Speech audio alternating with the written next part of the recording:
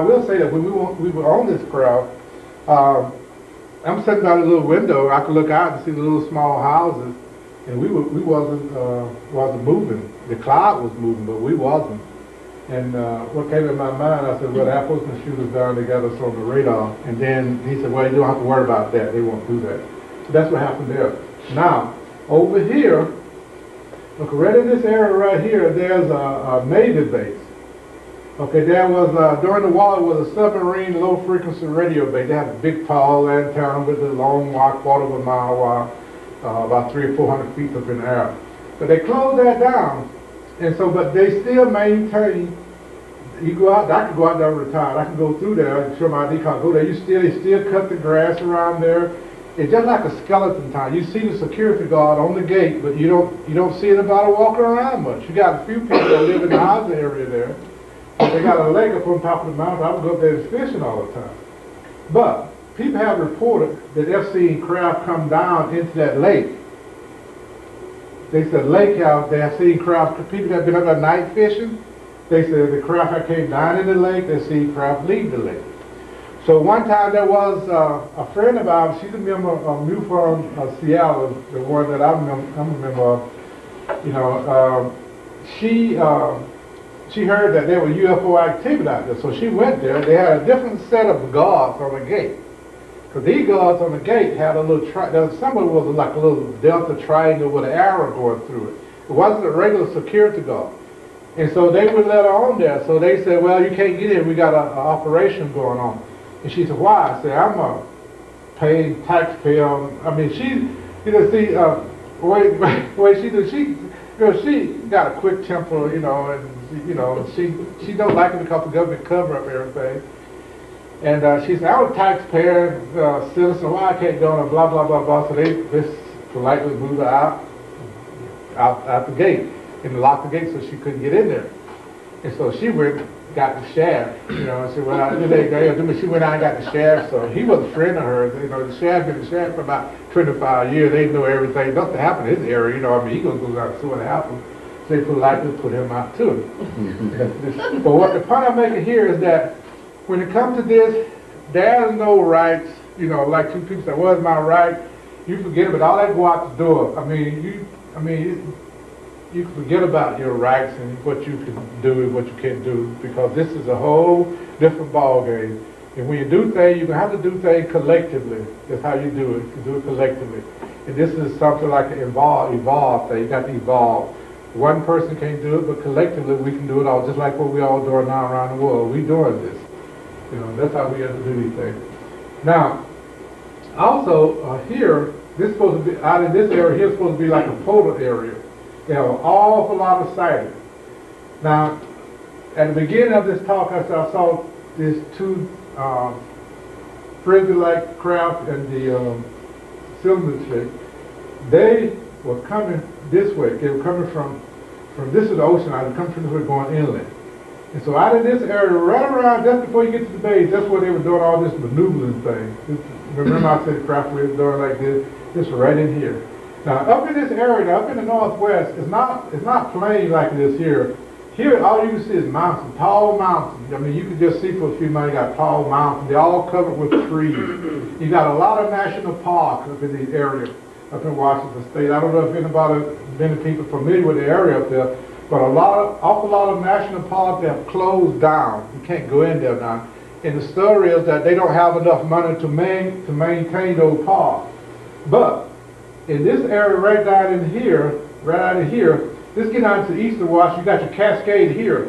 And this was a national park. But the government took this over. This is what they call a United Nations park. They take it over. So United Nations got this now. United Nations got this whole area here now that a lot of farmers, they took and paid them about 4 or 5 times more than what the farm were until they got the land. And they said the United Nations. So they see helicopters and vehicles with the UN thing on it. They see all the strange looking people out there, and a lot of people don't like that, but they got the area, you know. And they claim that this is for when, I don't know, everybody got their belief. Some people, this is they get ready so when we rebel against the government, we want to take over our state, that they could fight, because like you know, like a regular soldier, like, we're not gonna go against our own people, you know what I mean? But if you got some other soldier that's from another country, he can give a hoot about us, you know, he can do it, he can follow the order, and he'll shoot, you know, just like when we go to another country during the war, you know, I mean, if we're supposed to protect the area, we can do it, you know, if we have to shoot, we'll do it, our military people, but they said that is the reason why. I don't know, this is what they say, this is what they say. I mean, you probably heard something on that too. I don't know what I know, but you hear all these different things, you get bombarded all kind of ways with these different things. I only speak what I know of, you know. Okay. Okay, this again, this is down in Puerto Rico.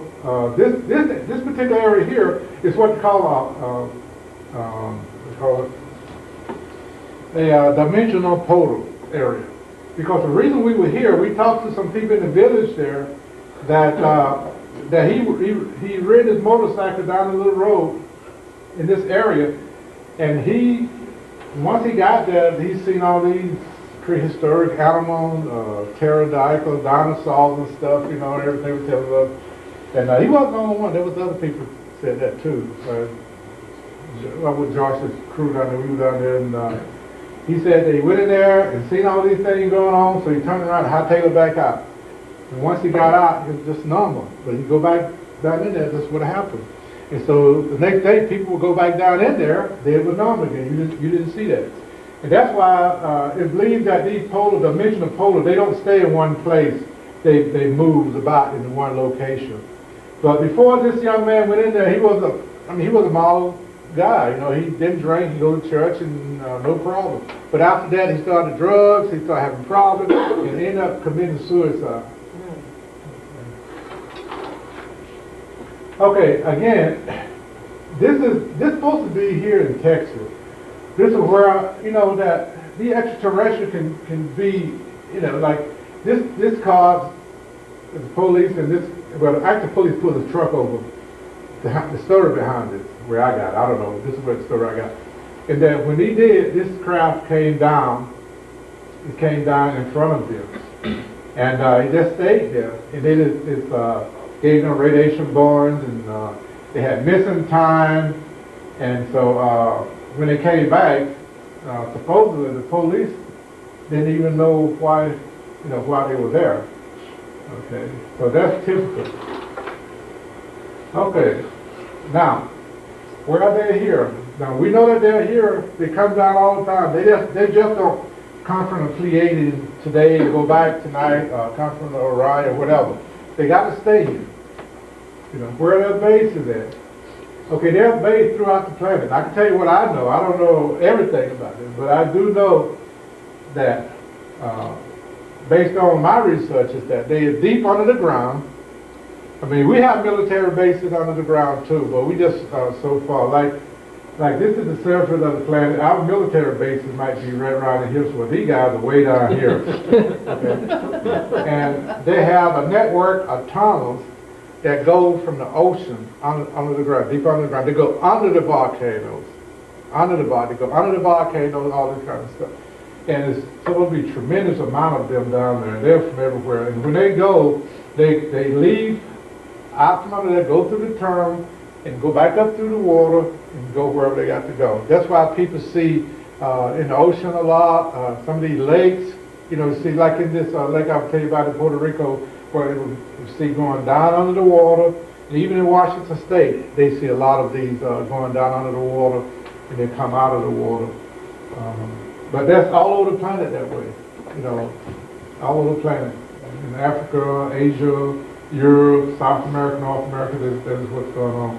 And they all, they know of each other too. I understand that they know of each other, but they don't know, I mean, just like we know of each other, but we don't know about us, you know. So the same thing there. They got their own agenda.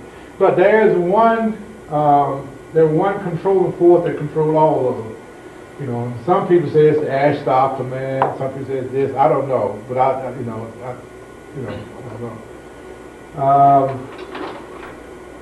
Now this is now right here. This is in Panama. Now this is where the canal starts. This is the ocean. So you can see a ship out there. Like I said, this film is look kind of credit because they're old. They're about 30 years old. They can think 65. But anyway, they used to see craft coming in come in and out of this place all the time to see craft. A lot of people reported on ships that these craft come in and out. In Panama, right down there in Panama, Puerto Rico, the same place.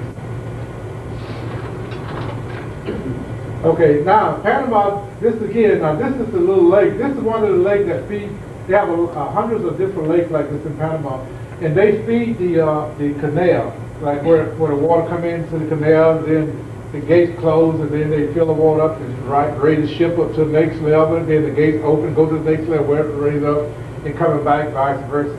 But this is where they get that water from. They're freshwater lakes that go through the canal. But anyway, they're all over the area. People see the craft coming in and out of this little area right here.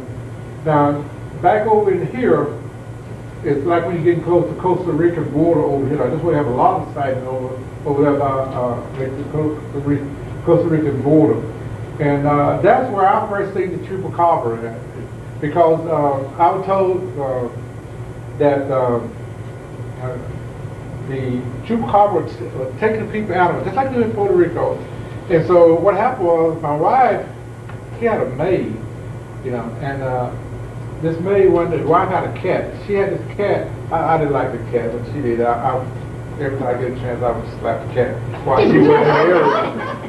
I like animals, I like animals, but this cat, she knew I didn't like her.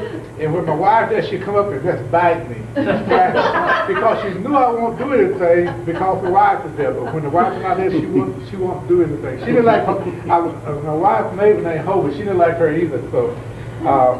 So one time, Homer said, this cat is the Diablo, same like the Diablo that eats our animal. Diablo means devil in Spanish.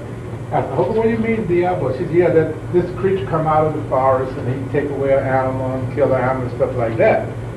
And so I said, I like to see, how often do we come every other day? I said, could we go down there and see this animal? So she took us down there, and I was back porch where she lives. She lives in a little village type hut like thing down there, and her family had a screen in the back of the porch. So we were standing out there.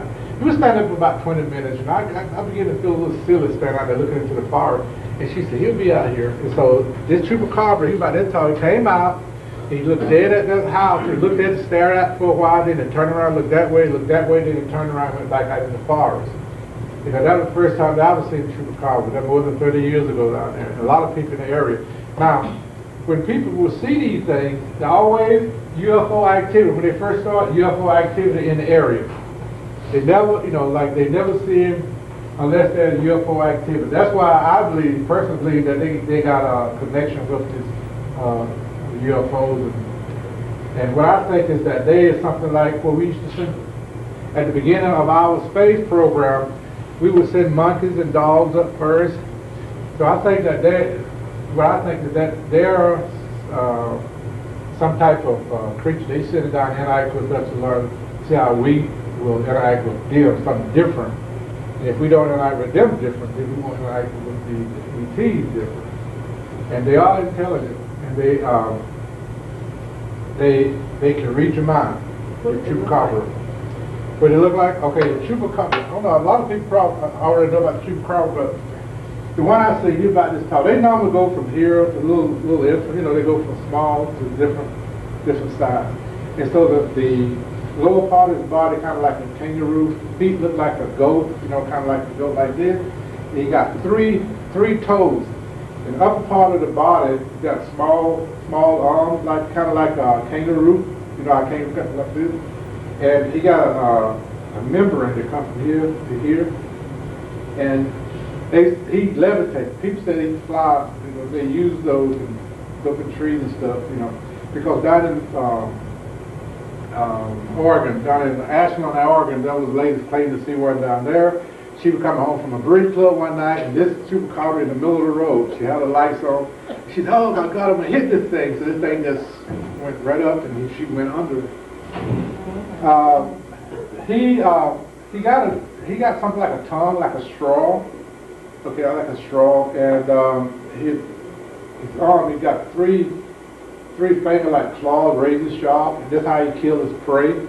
But when we were down in Panama, on the other slide I showed you, we saw a lot of dead animals that they killed.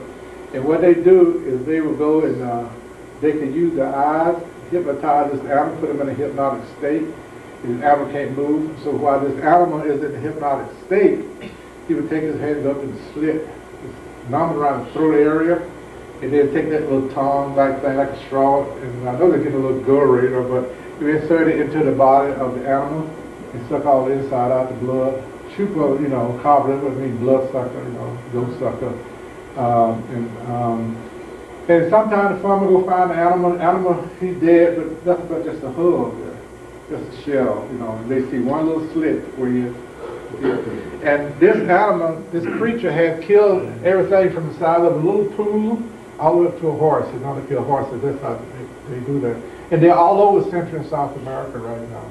Like I said, the first time I saw one was in Panama in 1965, but I know that they were there.